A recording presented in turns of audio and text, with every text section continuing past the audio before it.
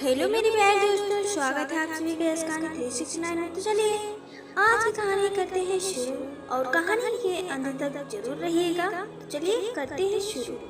आज मीना बहुत दिनों के बाद पीहर जा रही थी और उसे जैसे ही बस स्टैंड पर पहुंची, सबसे पहले उसने 1 किलो बतासे खरीदे। फिर कुछ सोचकर 2 दर्जन केले भी खरीद लिए। वह पूरे 30 साल बाद पीहर जा रही थी।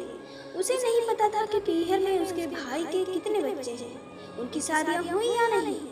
150 किलोमीटर का सफर तय करना था। उसके ससुराल के गांव से पीहर के लिए सीधी बस सेवा नहीं थी, बीच में बस बदलनी भी होती थी।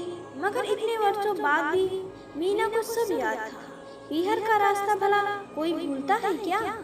मीना को तो बीच में पड़ने वाले हर गांव के नाम ही याद थे।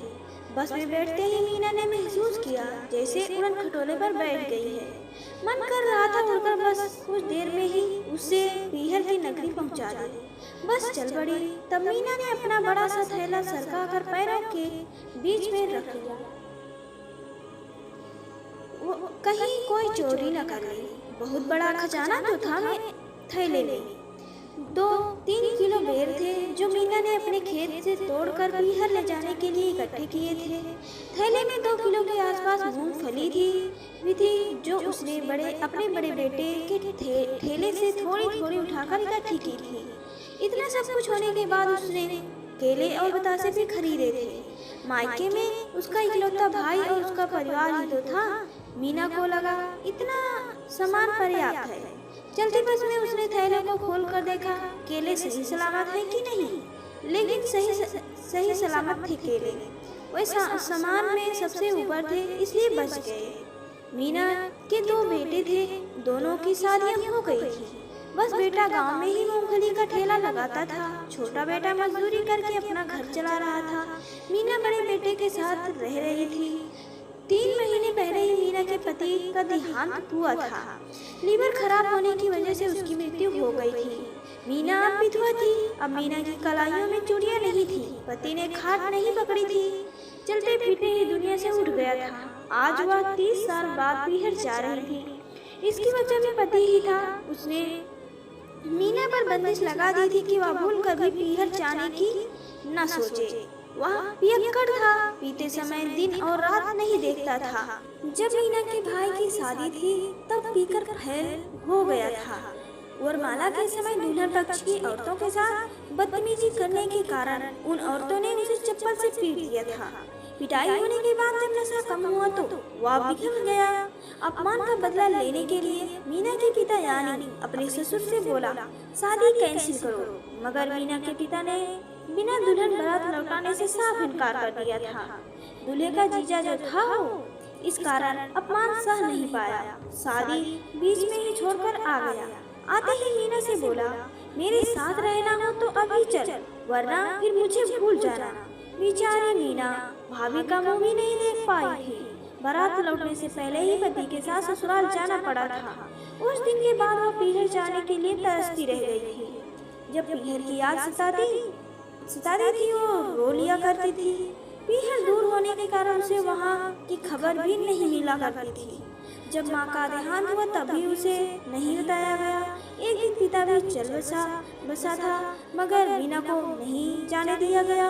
बस वह इतना जानती थी कि उसके पालनहार माँ और बापू इस दुनिया में नहीं है। गाड़ी ने पहला गांव पार किया तो मीना को ऐसा लगा जैसे जिंदगी का एक पड़ाव पार कर लिया है। सफर को 2 घंटे हो चुके थे। मीना ने बस भी बदल ली थी। अब 3 गांवों के बाद उसका गांव आने वाला था। इस उम्र में भी मीना का दिल धक धक करने लगा था। सीने में मायके के प्रति उठने वाली भूख ने आज पूरी तरह उथल पुथल मचा रखी थी। संवेगों को काबू में करने में उसे दिक्कत हो रही थी। फिर ज्यों ही बस मायके में रुकी, झट से मीना नीचे उतर आई। बस स्टैंड आज भी गांव के बाहर की तरफ ही था। इस कारण उसे अब कुछ दूर पैदल चलना था। गांव की मिट्टी की खुशबू ने मीना को बहुत विभोर कर दिया। कच्चे रास्ते पर वह बैठकर मिट्टी को छूने लगी, उसमें उंगलियों से लीक बनाने लगी। ऐसे लग रहा था जैसे अनपढ़ मीना उस पर हस्ताक्षर कर रही हो। करके कह रही हो, माँ मैं आ गई हूँ। मीना बिटिया कहाँ बैठ शाम होने को है, आजा घर चले। अचानक उसे लगा जैसे बापू ने उसे पुकारा। वह झट से खड़ी होकर बोली, आए बापू। मगर चारों और नजर फैलाने के बाद भी उसे बापू कहीं नजर नहीं आए। उसने हंसकर माथे पर हल्की सी थाप लगाई, फिर बोली, क्यों पागल। कुछ दूर ही चली थी फिर उसे एक आवाज सुनाई दी, मीना आजा झूला झूले।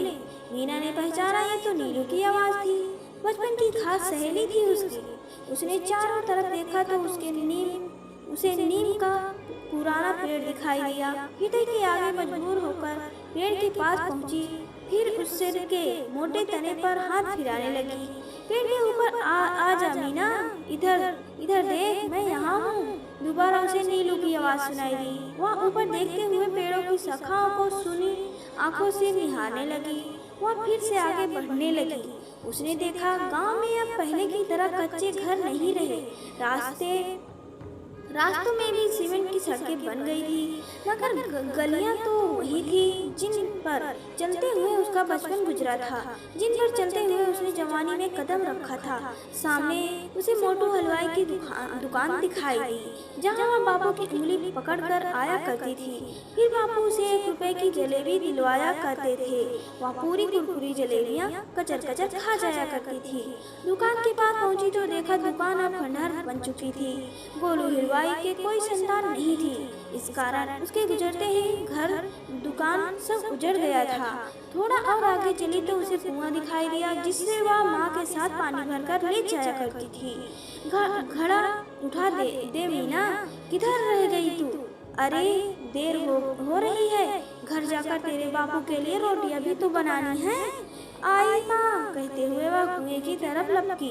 मीना को पागलों की तरह कुएं की तरफ जाते देखकर रास्ते में जाती 2 औरतें रुक कर देखने लगी। उसमें से एक औरत बोली, कोई पागल लगती है। मीना कुएं के पास पहुंची तो देखा कुआं भी अब टूट फूट चुका था।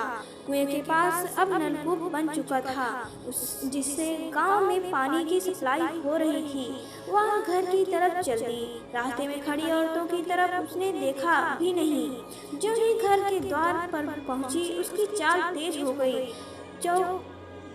चौक में खाद डाले हुक्का पी रहे भाई को देखते ही यह रो पड़ी। बोली, अशोक। ढलती शाम में भाई ने उसे गौर से देखा, फिर बोला, माँ बाप के मरे पर भी नहीं आ सकी, अब क्या लेने आई हो। वर्षों बाद भाई को देख रही थी, सोचा गले से लगाएगा और वह सारे दर्द भूल जाएगी, मगर उसने तो पहचानते ही विष उगलना शुरू कर दिया था। कैसे आती रे, तुम लोगों ने मेरी शादी ही एक राक्षस से की थी जो पत्थर का बना था। अशोक की पत्नी भी बाहर निकल आई थी। आते ही बोली, ये जी कौन है ये। अशोक बड़ी हिकारत से बोला, वही मेरी बहन है जो हमारे शादी वाले दिन अपने पति के साथ चली गई थी। आज 30 वर्ष बाद लौटी है, ये देखने के लिए कि हम जिंदा हैं या मर गए हैं। मीना रो पड़ी, बोली, इतना कड़वा मत बोल भाई, सहन नहीं होता। 2 घड़ी के लिए आई हूँ, सुबह वापस चली जाऊंगी। रात को 2 रोटियां खिला देना, बस इतना सामान रख ले। और जली कटी सुनाने से पहले ये भी बता दे कि मैं तो जेल में थी, जहाँ मेरी मर्जी नहीं चलती थी, मगर तू तो आ सकता था ना। इतना देखने के लिए ही आ जाता कि जी रही हूँ या मर गई। भाई बेरुखी से बोला, हमारे लिए तो तू उसी दिन मर गई थी जब तेरे पति ने मेरी शादी में बखेड़ा खड़ा किया था। उसके बाद तुझे लेकर चला गया था।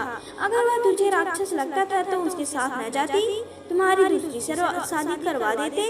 वह उदास होकर बोली, तुझे याद नहीं क्या, दादी क्या कहा करती थी कि लड़की की सिर्फ एक ही शादी होती है, उसकी दूसरी शादी तो शमशान भूमि में होती है। 2 बच्चों को लेकर मैं कहाँ जाती। वो जैसा भी था वह मेरा पति था, ये जिंदगी तो उसी के साथ काटनी थी। अब वो इस दुनिया में नहीं है। तब सोचा तुम लोगों को देख लूं, मगर तू तो बदल गया है रे। तू मेरा भाई है ही नहीं, जो मेरी आंखों में आंसू देखकर माँ बापू से भी लड़ पड़ता था। वह थैले को जमीन पर रखकर बोली, इसमें बच्चों के लिए कुछ लाई थी, उन्हें दे देना। ज्यादा महंगी चीजें नहीं है, गरीब बहन हूँ, जितना बड़ पड़ा ले आई।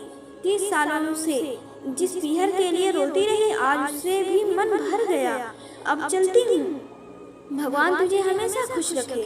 वह जाने के लिए मुड़ी ही थी कि अशोक बोल पड़ा, दीदी। मीना के कदम रुक गए। वह चलकर मीना के पास पहुंचा तो मीना ने मुड़कर उसकी तरफ डूबते सूरज की रोशनी में देखा। वह कोई अजनबी नहीं था, उसी का छोटा भाई अशोक था, जिससे कभी उसने गोद में खिलाया था। फिर वह खुद को नहीं रोक सकी, रोते हुए उसके गले से लिपट गई। फिर दोनों एक साथ रो पड़े। उन्हें रोते देख कर अशोक के बच्चे और पत्नी भी अपने आंसुओं को नहीं रोक सके।